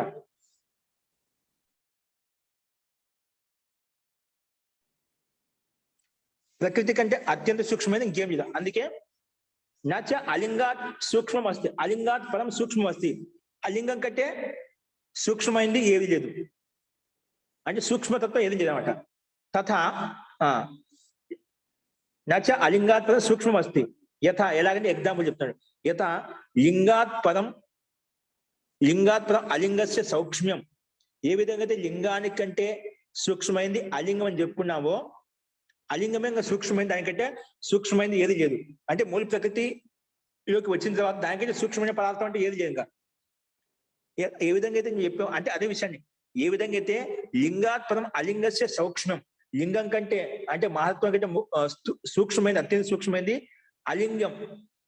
అలింగస్య సౌక్ష్మం, అత్యంత సూక్ష్మైందని చెప్పావో, నచ ఏవం పురుషస్య, అలా పురుషునికి లింగం లేదన్నమాట. అంటే దీనికి ఏ విధంగా పరంపర చెప్పుకుంటూ వచ్చాము, పారంపర్యం చెప్పుకుంటూ వచ్చాము, అలాగా నచ ఏవం పురుషుని అట్లా లింగానికి అలింగం అట్లా ఏ విధంగా ప్రకృతి చెప్పుకునే దీనికి కారణం ఇది, దీనికి కారణం అట్లా ప్రకృతి కూడా ఏమైనా కారణం, జీవాత్మ కూడా ఏమైనా కారణం ఉందా అంటే అటువంటి స్థితి ఈ జీవాత్మకు లేదు. ఎందుకంటే స్థిరమైంది, శాశ్వతమైంది, నిత్యమైంది, దీంట్లో ఎటువంటి పరిణామం చెందదు. ఏ విధంగా ప్రకృతి ఏ విధంగా పరిణామం చెందుతూ వస్తుందో, దీనికి సూక్ష్మమైన అనుస్పదం ఇది, దీనికి ఇది, ఈ తత్వానికి అనుస్పదం ఇది అని చెప్పుకుంటూ వచ్చాం కదా. అలాగా ప్రకృతికి జీవాత్మ కూడా ఏమైనా ఉందంటే జీవాత్మకు ఏం లేదు. ఇలాంటి పారంపర్యము జీవాత్మలో సంభవించదు. నాచ ఏవం పురుషస్య కింటు లింగస్య అన్వయీకారణం పురుషుడు నాభవతి. దాన్ని ఇంకొక చెప్పంటే లింగస్య అన్వయీకారణం పురుషుడు నాభవతి. లింగానికి ఇప్పుడు ఏ విధంగా అయితే లింగానికి అన్వయీకారణం, లింగం అంటే మహత్వానికి కారణం ఏంటి, మహత్వానికి కారణము ప్రకృతి అని చెప్పాము. అట్లా ప్రకృతికి కారణము పురుషుడు అని చెప్పి మనం అన్వయీకారణంగా చెప్పని కాదు, అది సంభవం కాదు. అదే విషయం చెప్పాడు మళ్ళీ ఇంకో రకంగా. నాచ ఏవం పురుషస్య కింటు లింగస్య అన్వయీకారణం పురుషుడు నాభవతి. లింగానికి అన్వయీకరణం పురుషుడు యుక్తి సంగతం కాదు, పురుషుడు నాభవతి, పురుషుడు చెప్పడానికి వీలు కాదు. ఎందుకంటే అత ప్రధానే సౌక్ష్మ్యం నిరతిశయం వ్యాఖ్యాతం. కానీ పురుషునిలో సంభవించదు. సో ప్రకృతి అత్యంత సూక్ష్మమైంది, ప్రకృతి కంటే సూక్ష్మమైంది ఏది లేదు. ఆ ప్రకృతి సూక్ష్మమైన ఆత్మ ఉంది కాబట్టి ఆత్మ అనేది అపరిణామ స్వరూపం కాబట్టి దానికి కారణ కార్య పారంపర్యం అనేది ఆత్మలో సంభవించదు, అంటే జీవాత్మలో పురుషుల్లో సంభవించదు. కాబట్టి అదే చెప్పాడు, లింగస్య అన్వయీకారణం పురుషుడు నాభవతి. లింగానికి అన్వయీకారణం విధంగా ప్రకృతి ఉందో అలాగా దానికి కూడా అన్వయీకారణం పురుషునిలో సంభవించదు. కాబట్టి అందువల్లనే ప్రధానే సౌక్ష్మ్యం. ప్రధాన అంటే మూల ప్రకృతి, దాన్ని ప్రధానం అని చెప్తామండి. మూల ప్రకృతి సత్వగుణం రజోగుణము తమోగుణం యొక్క సామ్యవస్థ ప్రకృతి అని చెప్పిన ప్రకృతి అంటే ప్రధాన, దాన్ని ప్రధాన శబ్దంతో చెప్పొచ్చు, దాన్ని ప్రకృతి శబ్దంతో చెప్పొచ్చు, దాన్ని అలింగం అని శబ్దంతో చెప్పొచ్చు. 3 రకాలు చెప్పాడు. ప్రధాన అన్య, అలింగం అన్య, ప్రకృతి అన్య 3 పర్యాయ శబ్దాలు అండి. ప్రకృతినే ప్రధానం అంటాము లేదా అలింగం అని కూడా చెప్పుకుంటాడు. ఈ 3 శబ్దాలు ఎక్కడ వచ్చినా కూడా మూల ప్రకృతి అని చెప్పి అర్థం చేసుకోవాలి. అందుకే ప్రధానే సూక్ష్మ, అదే అత్యంత సూక్ష్మమైంది అంటే సూక్ష్మమైంది. ప్రధానే సూక్ష్మం నిరతిశయం వ్యాఖ్యాతం, అదే అత్యంత సూక్ష్మమైంది, దానికంటే సూక్ష్మమైనది ఏ ఉండదు. పరిణామ స్వరూపమైనటువంటి ఆ సత్వగుణ రజోగుణానికి తమోగుణానికి అత్యంత అంతిమ స్వరూపం అదే, దానికంటే సూక్ష్మమైనది ఏది లేదు. అలాగా మనం యోగ దర్శనంలో వ్యాఖ్యానించాం. నిరతిశయం వ్యాఖ్యాతం, ప్రధాని సౌక్ష్మ్యం నిరతిశయం వ్యాఖ్యాతం, అక్కడ అదే అత్యంత సూక్ష్మమైనది, దానికంటే సూక్ష్మ ఏది లేదని చెప్పి యోగ దర్శనం కూడా మనం వ్యాస భాషను చెప్పుకున్నాం. కాబట్టి తస్మాత్ అఖిల కార్యజాతే ప్రకృతి ఆద్య హేతుత అంటే ప్రాథమిక కారణత ఇది గతం. కాబట్టి మనకు ప్రకృతి అనేది ఆది కారణము. అఖిల కార్యజాతి, ఇప్పుడు అఖిల కార్య జగత్ ఏదైతే ఉందో వీటన్నిటికీ కారణము ప్రకృతి ఆది హేతుత, ప్రకృతికి ఆది హేతుత ప్రాథమిక కారణం, ప్రకృతి ఆద్య హేతుత, ప్రకృతికి ఆది హేతుత ప్రాథమిక కారణం ఇది గతం, అంటే ప్రకృతి మూల కారణము అని చెప్పి ఇక్కడ స్థిరంగా దానికంటే మూల కారణం, దానికి కూడా మూల కారణం అంటే ఏది ఉండదు. అది ఎందుకంటే అది పురుషుల్లో సంభవించదని చెప్పి, అంటే పూర్వపక్షి ప్రస్తావించబై ప్రకృతి కూడా మూల కారణం ఏదైనా ఉంటుంది కదా అనే విషయాన్ని సందర్భంలో ఇక్కడ చెప్పాడు. ప్రకృతికి మూల కారణము ఏ జీవాత్మ, అది సంభవం కాదు. అంతిమ మూల కారణం ఏదంటే ఆది కారణం, ప్రాథమిక కారణం అంటే ప్రకృతి మాత్రమే. ప్రకృతిలో అక్కడ ఆగిపోవాల్సిందే, దానికి కూడా మూల కారణం ఏది ఉండదు. ఎందుకంటే దానికి భిన్న సత్తా ఉంది జీవాత్మకి, తద్ భిన్న, ప్రకృతి కంటే భిన్నమైంది. ఇది మహతత్వానికి కారణము ప్రకృతి, అదే అహంకారానికి కారణం మహత్వం. ఈ విధంగా కార్యత చెప్పుకున్నాము, కార్యకారణ భావం చెప్పుకున్నాము. అలాగా జీవాత్మలో సంభవించదు, ఆ పురుషులు సంభవించదు. కాబట్టి ఆది కారణం అనేది, ప్రాథమిక కారణం అనేది ప్రకృతి సంభవిస్తుంది, ప్రకృతి వరకు తీసుకోవాలి. దానికంటే సూక్ష్మమైన జీవాత్మ పురుషుడు తీసుకోకూడదు అని చెప్పి ఇక్కడ ఈ రకంగా ప్రస్తావించాలండి.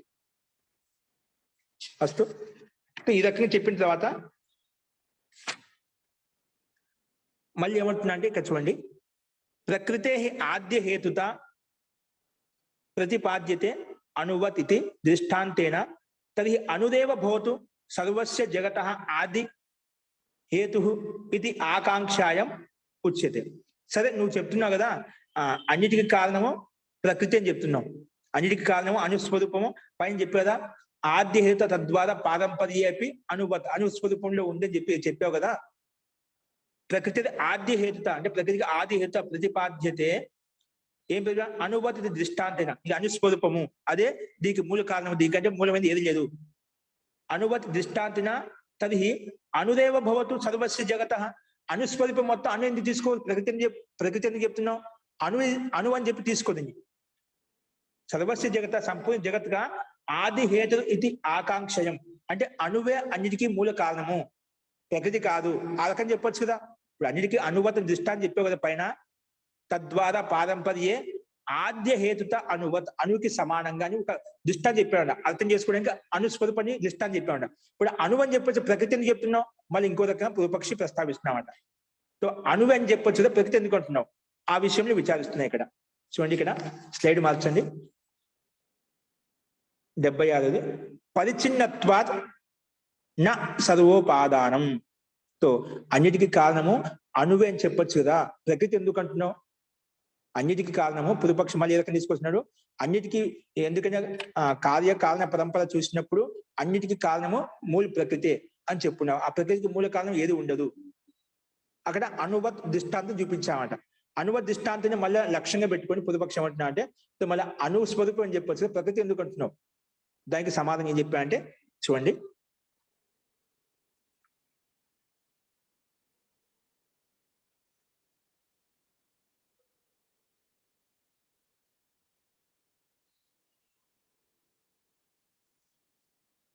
స్లైడ్ మీద చూడండి. ఇక్కడ పరిచ్ఛిన్నత్వాత్ నా సర్వోపాదానం. ఇప్పుడు అన్నిటికీ కారణం అనువే అని చెప్పొచ్చు కదా, అనువత్ దృష్టాంతం చెప్పావు కదా. ఎందుకు ప్రకృతి మళ్ళీ ఎందుకు అంటున్నావు, అన్నిటికీ ప్రాథమిక కారణం ప్రకృతి అని చెప్తున్నావు కదా. ప్రకృతి ఎందుకు తీసుకోవాలి, అనువని తీసుకోవచ్చు, పైన దృష్టాంతం చెప్పావు కదా. అదే అన్నిటికీ కారణం చెప్పు, అనువే అన్నిటికీ కారణము, ప్రకృతి చెప్పొద్దు, దానికి చెప్తున్నాడు.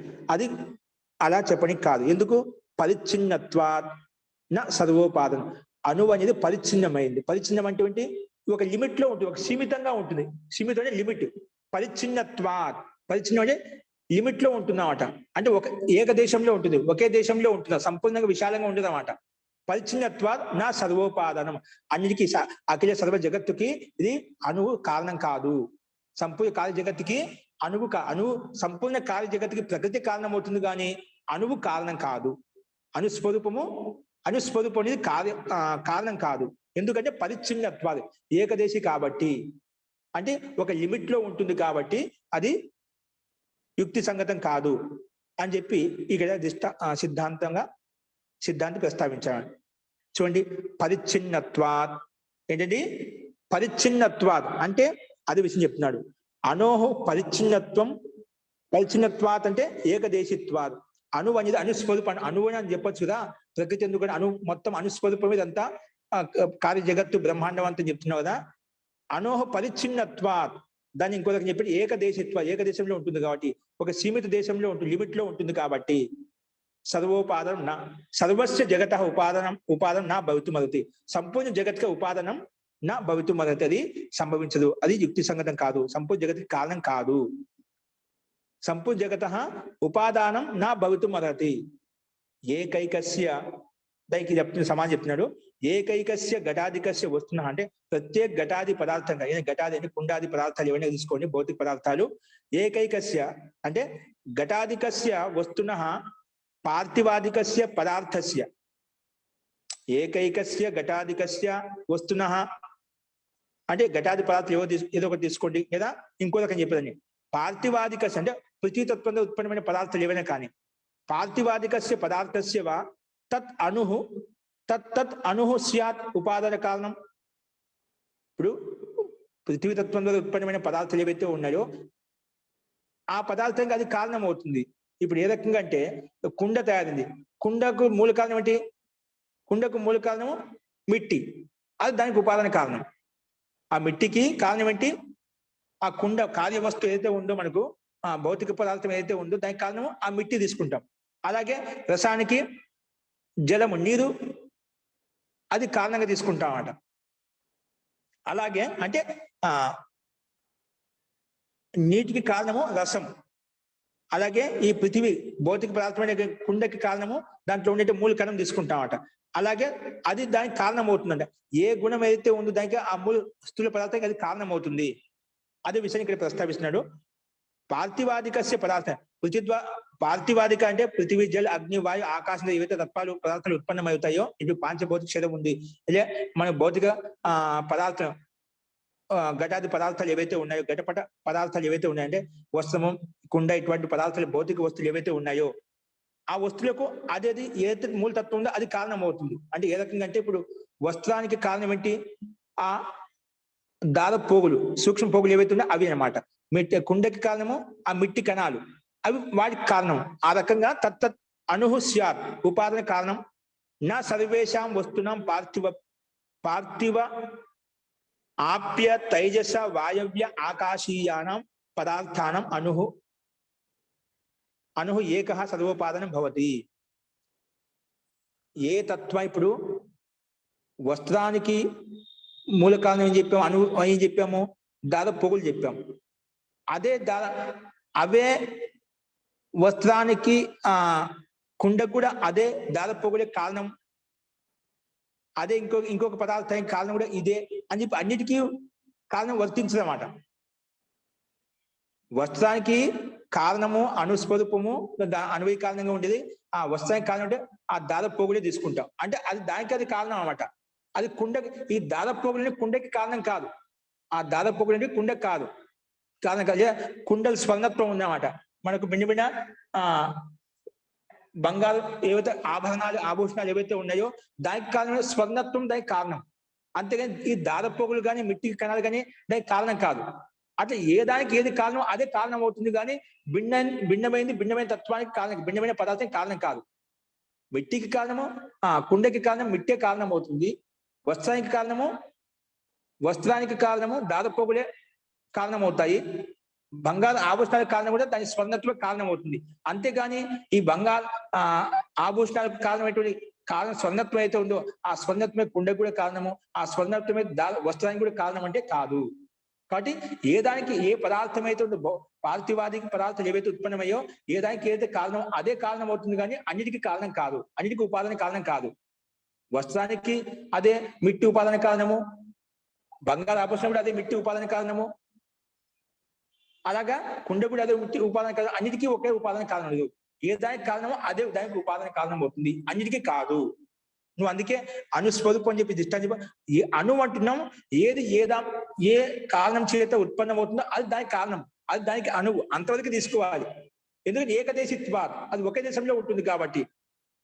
ఈ కుండ అనేది మిట్టిలో ఉంటుంది, వస్త్రంలో ఉండదు అన్నమాట, ఆభరణాల్లో ఉండదు అన్నమాట. అట్లా ఒక దేశంలో ఉంటుంది, అన్ని దేశాల్లో అన్నిటికీ వర్తించాం. ఒకే తత్వం ఒకే అనుస్వరూపం అనేది అన్నిటికీ కారణం కాదు, అన్నిటికీ ఘటపటాలకు అన్నిటికీ స్వర్ణత్వాలకు ఆభరణాలకు కారణం కాదు. అదే విషయం చెప్తున్నాయి ఇక్కడ. పార్థివాదికస్య పదార్థస్య వా తత్ అణుః స్యాత్ ఉపాదాన కారణం నా సర్వేషాం వస్తున్న అన్ని వస్తువులకు అన్ని వస్తువు అంటే పార్థివ ఆప్య, పార్థివ అంటే భూమి, ఆప్య జలము నీరు, తైజస అగ్ని, వాయవ్య గాలి, ఆకాశీయానం, వీటన్నిటి పంచభూతాలకు ఆకాశయానం పదార్థానం ఏవైతే పదార్థాలు ఏవైతే ఉన్నాయో అణుః ఏకః ఒకటే అనుస్వరూపం, అన్నిటికీ కారణం ఒకటే. అణుః ఏకః సర్వోపాదానం భవతి, అన్నిటికీ ఒకటే కారణం అని చెప్పి అది ఉత్పన్నం కాదు, సంభవించదు. ఎందుకు?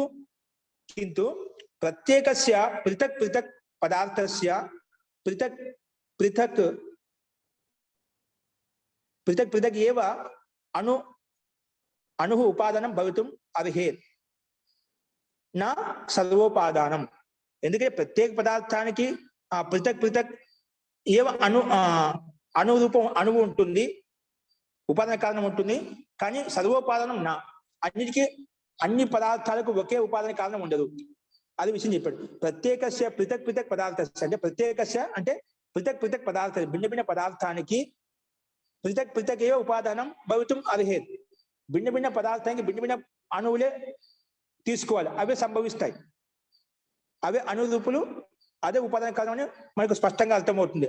భిన్న భిన్నమైన పదార్థాలకు భిన్న భిన్న అణువులు అనుస్వరూపాలు ఉంటాయి, అదే దానికి సంభవిస్తుంది. నా సర్వోపాదానం అన్నిటికీ ఉపాదానం, అన్ని తత్వాలకు ఒకే అనుస్వరూపం ఉండదు. కాబట్టి తస్మాత్ ప్రకృతిరేవ సర్వోపాదానం తస్యాహ ఏవ. అందుకే నువ్వు ప్రకృతి అని తీసుకోండి, అణువే అన్నిటికీ కారణం అని చెప్పొచ్చుగా అని చెప్పినప్పుడు దానికి సమానం ఇప్పుడు లాస్ట్ చెప్తున్నాడు. తస్మాత్ ప్రకృతిరేవ సర్వోపాదానం. ఇప్పుడు కుండకైనా వస్త్రానికైనా ఆభూషణాలకైనా అన్నిటికీ మూల కారణం ప్రకృతి, మూల కారణం ప్రకృతి అని తీసుకోవచ్చు. అందుకే తస్మాత్ ప్రకృతిరేవ సర్వోపాదానం, అన్నిటికీ మూల ఉపాదాన కారణం ఆ ప్రకృతిని తీసుకోవచ్చు. ఎందుకంటే దాని ద్వారా మహత్వం అహంకారం ఇవన్నీ అది పడ్డాయి అన్నమాట. పంచభౌతిక పదార్థాలు ఏవైతే స్థూల భూతాల వరకు మనకు ఒక ప్రక్రియ విధానం చెప్పుకుంటూ వచ్చాం. అందుకే తస్మాత్ ప్రకృతిరేవ సర్వోపాదానం తస్యాహ ఏవ సర్వోపాదానత్వాత్ ఆద్య హేతుత సంభవ. అందుకే ఆది హేతు అనేది మూల ప్రకృతే సంభవిస్తుంది, కానీ ఆది హేతు రూపంలో అణును ప్రస్తావిస్తున్నాను. అణువత్ అని చెప్పావు కదా, అణువే అన్నిటికీ కారణము, ప్రకృతి అని చెప్పాల్సిన అవసరం లేదంటే అది యుక్తి సంగతం కాదు. అణువు అనేది ఏ పదార్థానికి ఉంటే అదే దానికి అనుస్వరూపంగా ఉంటుంది, అదే కారణం అవుతుంది, అదే ఉపాదాన కారణం అవుతుంది, కానీ అన్ని పదార్థాలకు ఒకే ఉపాదానం కారణం కాదు అని చెప్పి ఇక్కడ సిద్ధాంతి ఈ రకంగా ప్రస్తావించారు. ఎందుకంటే ఏకదేశిత్వాదు, అనుస్వరూపం ఒకే దేశంలో ఉంటుంది, ఒక లిమిట్ లో ఉంటుంది. ఏ పదార్థం అయితే అనుస్వరూపం ఏ పదార్థం అవుతుందో దానికి అదే కారణం అవుతుంది, కానీ భిన్న పదార్థం కారణం కాదు. కుండ అయిందంటే కుండకే కారణం అవుతుంది, కానీ వస్త్రానికి కారణం కాదు, ఆభూషణానికి కారణం కాదు. కానీ ఏకదేశంలో ఉంటుంది, పరిచ్ఛిన్నత ఒక లిమిట్ ఉంది దానికి. కానీ మూల ప్రకృతి తీసుకున్నాం అనుకోండి, అది అన్నిటికీ మూల కారణం. సత్వగుణ రజోగుణ సత్వ రజస్ తమస్ గుణ యొక్క కలయికనే ప్రకృతిని చెప్పాం. ఆ ప్రకృతి ద్వారా ఇవన్నీ ఉత్పన్నమయ్యాయి అన్నమాట. ఈ ప్రకృతి ద్వారా బ్రహ్మాండం ఏదైతే ఉత్పన్నమైందో ఆ ప్రకృతి అంతర్గతంలో ఇవన్నీ వచ్చేస్తాయి, కాబట్టి అది మూల కారణం తీసుకోవచ్చు. కాబట్టి అణువును మూల కారణంగా, ఆది కారణంగా, ప్రాథమిక కారణంగా తీసుకోకూడదు. ఆద్య హేతు అనుస్వరూపం కాదు, ఆద్య హేతు ప్రకృతిని తీసుకోవాలి. అణు తీసుకున్నప్పుడు అంటే పూర్వపక్షి అనురూపం అన్ని అణు అని దృష్టాన్ని అది అర్థం చేసుకుని అనువత అని చెప్పి దృష్టాన్ని చెప్పాం. అది అణువాన్ని తీసుకోవచ్చు అంటే అది అణు అనేది కేవలం ఏకదేశంలో ఉంటుంది, ఒకే దేశంలో ఉంటుంది, ఒకే లిమిట్ స్థానంలో ఉంటుంది. కానీ అణు తీసుకోకూడదు, మూల ప్రకృతిని తీసుకోవాలి. తస్మాత్ ప్రకృతిరేవ సర్వోపాదానం, అన్నిటికీ ఉపాదాన కారణము ఆ ప్రకృతి సంభవిస్తుంది. ఎందుకంటే తస్యజేవ సర్వ ఉపాదానత్వా, అదే ఎందుకంటే అన్నిటికీ ఉపాదానంగా సంభవిస్తుంది కాబట్టి. అదే ఆద్య హేతుత సంభవ, అదే ఆది కారణం, అదే అన్నిటికీ ప్రాథమిక కారణం అని చెప్పి మనం తీసుకోవాలి అని చెప్పి సిద్ధాంతి ఈ రకంగా ప్రస్తావించాడు. ఇదే విషయాన్ని దీంట్లో ఇదే కాకుండా పునశ్చ తద్ ఉత్పత్తి శృతేశ్చ, ఇది కేవలము ఈ ప్రకృతి మూల కారణము, ఆది కారణము అంటే ప్రాథమిక కారణం అని చెప్పి కేవలము ఇదే కాదు, మన శృతి కూడా చెప్తుంది. శృతేశ్చ, వేద ప్రమాణం కూడా ఉందన్నమాట. ఇది ఆది కారణం ప్రకృతి తీసుకోవాలి, అణువు తీసుకోకూడదు. ఇది కేవలం మనం సామాన్య ఇది ఈ కథనమే కాకుండా తద్ ఉత్పత్తిశ్చ, అంటే ఈ ప్రకృతి యొక్క ఉత్పత్తి అనేది అంటే ఉత్పత్తి ఇక్కడ తాత్పర్యము ఈ కాల జగత్తుకి ఉత్పత్తి కారణము ప్రకృతిని చెప్తాం. అలాగే ఈ అన్నిటికీ ఉత్పత్తి కారణము మూల ప్రకృతి తీసుకోవాలి, అణు తీసుకోకని చెప్పి శృతి, మన శృతి కూడా ప్రమాణం, అంటే వేదం కూడా ప్రమాణంగా ఉంది. ఆ వేద ప్రమాణం ఏంటో అనేది మనం రేపు చూద్దామండి. అస్తు. ఇందులో ఇప్పుడు చెప్పిన దాంట్లో సందేహం ఉందా? మహోదయ నమస్కారం. మహోదయ జీ, ఇప్పుడు అణువులు అన్ని ఒకటే అనేది మన సైన్స్ చెప్తుంది. ఇప్పుడు మనకి ఇక్కడేమో అగ్ని అణువు వేరు, భూమి అణువు వేరు, ఇట్లా రూపరసగంధాల నుంచి అణువులు వేరు అనేది ఇది చెప్తుంది. ఈ రెండు డిఫర్ ఉన్నాయి కదా మహోదయ? అవునండి. అంటే ఒక్కొక్క సిద్ధాంత నేను అన్నది కరెక్టేనా అది మహోదయ? భిన్న భిన్నగానే కదా, అందుకే చెప్తున్నాడు. ప్రతి పదార్థానికి అణువు భిన్నంగా ఉన్నాయి. ఇప్పుడు అదే కుండకి అణువు అనేది భిన్నమైంది, వస్త్రానికి అణువు భిన్నమైంది. అనుస్వరూప నామకరణం పెట్టాం, కానీ ప్రతి అణువుకి పదార్థం యొక్క స్వరూపం భిన్న భిన్న స్వరూపం వస్తుంది అన్నమాట. దానికి అనురూపంలో ఒకటే, కానీ అణువు భిన్న భిన్నమైంది, సూక్ష్మమైన అణువు అంటే అత్యంత సూక్ష్మంగా, దానికి సూక్ష్మ అటువంటిది అణువు అని చెప్తామంట. ఆ అణువు అనేది భిన్న భిన్న పదార్థం, భిన్న భిన్న రూపంలో ఉందన్నమాట. ఆ భిన్న భిన్న రూపంలో భిన్న భిన్న అణువులు ఉన్నాయి కాబట్టి భిన్న భిన్న పదార్థాలు ఉత్పన్నం అవుతున్నాయి. ఇప్పుడు మనం మోడర్న్ సైన్స్ కంటే కూడా మనం ఇంకా సూక్ష్మంగా చెప్తున్నారు, భిన్నంగా చెప్తున్నారు. ఇక్కడ కొంచెం తేడా డిఫర్ అవుతుంది. అక్కడ అణువు అని చెప్పి అక్కడ నిలబడిపోయామంట, అక్కడ నిలబడిపోయి అణువు కంటే కూడా కిందికి వచ్చేస్తున్నాం మనం. అణువు కంటే కిందికి వస్తున్నాం. అణువు కంటే కూడా సూక్ష్మమైంది ఆ మూల పదార్థం ప్రకృతి. దానికంటే ముందు కిందికి కొంచెం కిందికి దిగామండి. రూపరసగంధాదుల నుంచి ప్రకృతి, అది పంచభూతాలు వచ్చేది, ఆ పంచభూతాలకి ప్రకృతి మూలం అంటున్నాం. ప్రకృతి మూలం అంటున్నాం. అన్నిటికీ మూల కారణము ప్రకృతి. వీళ్ళు ఏమంటారు, మూల కారణం అంటే కేవలం ఆ పదార్థానికి, ఆ వస్తువుకి మూల కారణం అంతకు వెళ్ళి చూస్తున్నామట. మరి దానికి కూడా మూల కారణము ఈ మూల ప్రకృతి అని చెప్పి కొంచెం లోపలి దిగి మంచి విషయం మనం దానికి ఇంకా కిందకి వచ్చేసాం. అస్తు మహోదయ. మహోదయ, అప్పుడు ఆ అణువు ఇప్పుడు ప్రకృతిలో ఉండే అణువులు వేరు వేరు, పేరు ఒకటే గాని అది వేరు ఇది వేరు. అదేమో శక్తివంతమైనది, భిన్న భిన్నమైనటువంటి. అంటే ఎందుకంటే దీనికి కారణం ఉంది, ఈ అణువుకు కారణం ఉంది అనమాట. ఇప్పుడు రెండింటికి ఒకే పేరు ఎందుకు పెట్టారు మహోదయ? పృథివీ ఉత్పన్నం కావడానికి కారణం ఏంటి? గంధ తన్మాత్రం చెప్పుకున్నాం. వాసన అంటే పృథివీకి కారణం గంధ తన్మాత్రం అన్నమాట. ఆ గంధ తన్మాత్రం చేత పృథ్వీతత్వం ఏర్పడింది అన్నమాట. దీనికి కారణం ఇది అనుస్వరూపం అంట. పృథివీకి అనుస్వరూపం ఏంటి? గంధ తన్మాత్రం. అలాగే జలానికి అనుస్వరూపం ఏంటి? నీటికి అణువు ఏంటి? రసము. అలాగే అగ్నికి తన్మాత్ర అంటే అనుస్వరూపము రూపము. అలాగే వాయువుకి స్పర్శ, స్పర్శకి అణువుకి వాయువుకి స్పర్శ అనేది అనుస్వరూపము. ఆకాశానికి శబ్దం అనుస్వరూపం అన్నమాట. అట్లాగే దీనికి అది తీసుకుంటే అదే అవుతుందన్నమాట. ఈ ఆకాశానికి అనుస్వరూపం శబ్దం ఏదైతే ఉందో ఆ శబ్దమే పృథివీకి, అగ్నికి, వాయువుకి, అన్నిటికీ అదే అణువు కదా. అణువు అంటున్నా కదా, అన్నిటికీ అదే కారణం కాదు, అన్నిటికీ ఉపాదాన కారణం అదే కాదు.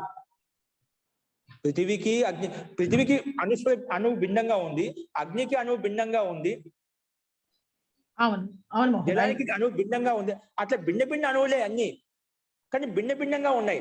కానీ ఇక్కడ ఏమంటే పొదుపక్షి అణువే కదంటే చెప్పి అనువాతం చెప్పావు కదా, అణువు అన్నప్పుడు అన్నిటికీ కారణం అణువే తీసుకోవచ్చు, మరి దాన్ని భిన్న భిన్నంగా ప్రధాన ప్రకృతి ఎందుకు అంటున్నావు?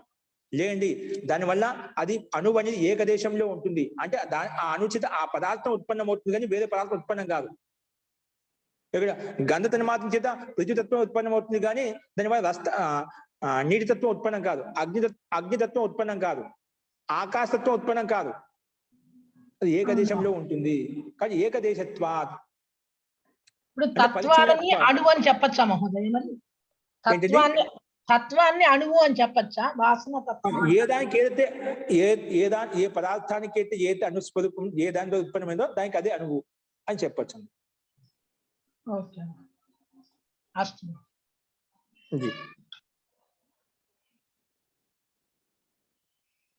అస్తు. ఇంకొక సందేహం ఉందండి? ఓకే అండి. సో దీనికి అన్నిటికీ కారణం ప్రకృతి. మన అణువు అని చెప్పకూడదు. అణువు చెప్పొచ్చు కానీ ఒక పదార్థ విశేషానికి అణువు. దీనికి ఈ పదార్థానికి ఇది సూక్ష్మ కారణం, ఈ పదార్థానికి ఇది సూక్ష్మ కారణం. ఆ సూక్ష్మ కారణమే అణువు రూపాలు చెప్పుకుంటున్నాం అంట. అట్లా అది ఎందుకు ఒకే దేశంలో ఏకదేశంలో ఉంటుంది, పరిచ్ఛిన్నంగా ఉంటుంది, ఒక లిమిట్ లో ఉంటుంది. దాని యొక్క పని ఏంటి?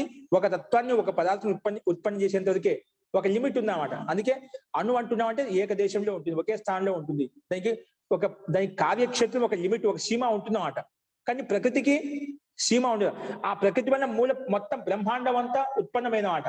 ఒక బ్రహ్మాండం అంతా సమాహితమైన కూడా ఆ ప్రకృతిలో కలిసిపోతుంది. ఉత్పన్నమైన ఆ ప్రకృతి ద్వారా ఉత్పన్నం అవుతుంది అన్నమాట. కానీ అదే మెయిన్ కారణము. ఆ మూలానికి మళ్ళీ మూలం అంటే ఏం లేదు. పూర్వపక్ష అదొక ప్రశ్న. ఆత్మ తీసుకోవచ్చు కదా? ఆత్మ కూడా కాదు. ఆత్మ కూడా ఎందుకంటే అదే అపరిణామ స్వరూపిణి.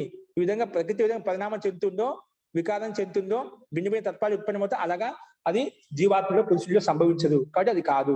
కాబట్టి మూల ప్రకృతి, ప్రధానమైన ప్రకృతి అది తీసుకోవాలి. దాన్ని అలింగం అని చెప్తాము, ప్రధానం అని చెప్తాము, ప్రకృతి అని చెప్పి ప్రస్తావిస్తామని చెప్పి మనకు దాన్ని అదే విషయాన్ని భిన్న భిన్న రకాలుగా ప్రస్తావిస్తూ వస్తున్నాం అన్నమాట. అస్తు. ఓకే, ఈ రకంగా మనం చూసాము. దీంట్లో శృతి కూడా ప్రమాణం ఏంటో అనేది మనం రేపు చూద్దాము. అస్తు. ఇంకో రకం సందేహాలను తర్వాత చూద్దామండి. మంత్రపాఠ.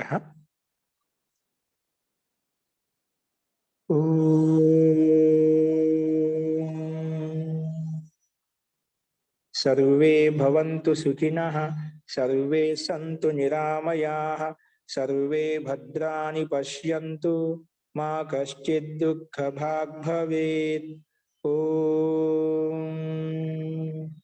శాంతి శాంతి శాంతి.